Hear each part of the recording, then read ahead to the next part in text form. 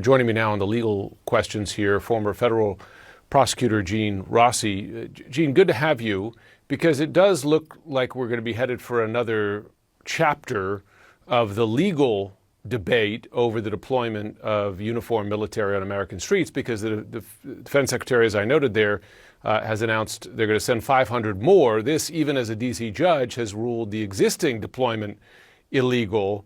Where does the law stand on this right now? Well, I just want to say this about the suspect who was arrested, Jim. The government, the U.S. Attorney's Office, has 48 hours to file charges against him. That's number one. And number two, they probably have set up a war room in the U.S. Attorney's Office and at the Justice Department to write search warrants for various social media, emails, cell phones, things like that. But the other thing I would stress is this, is he alone, this alleged shooter, is he alone in doing this? Is he a lone ranger?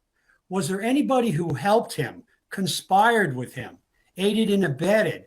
I would want to know that, because this is such an egregious, horrific act, attempted murder, depending on the condition of the two guardsmen. But that would be my focus, to see if this is part of any plot to engage in violence against the National Guard. Regarding the politics of it, I'm going to stay away from that. There are, strong views on both sides, whether this helped D.C. attack crime or did it just fuel the flames. I would focus on whether he was alone or did he conspire or have somebody aid and abet in his horrific act. Yeah, I'm not asking about the politics. I'm asking about the legality of the deployment, right? Because the administration is saying it's going to deploy more, even as the question of the initial legality of the deployment is still in question, or at least not in question. Our judge has ruled it illegal. But on this individual, the suspect here now, charged as assault of a federal law enforcement officer, I imagine that's deliberate. Does that give a path to certain penalties? Oh, you mean in terms of the crimes that are charged against him? Yeah. Right?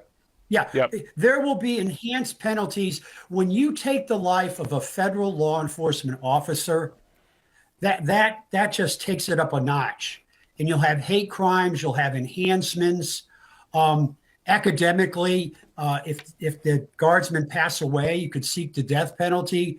But in D.C., that probably won't be done. But it does change the dynamics and the whole options that the U.S. attorney could charge. But this could be a terrorist act. It could be a conspiracy. It could be one just sole lone ranger. But he would be facing presumption of innocence. He would be facing an allegation of enhanced charges and penalties. Absolutely, because it's two federal guardsmen. Gene Rossi, thanks so much for joining. Thank you.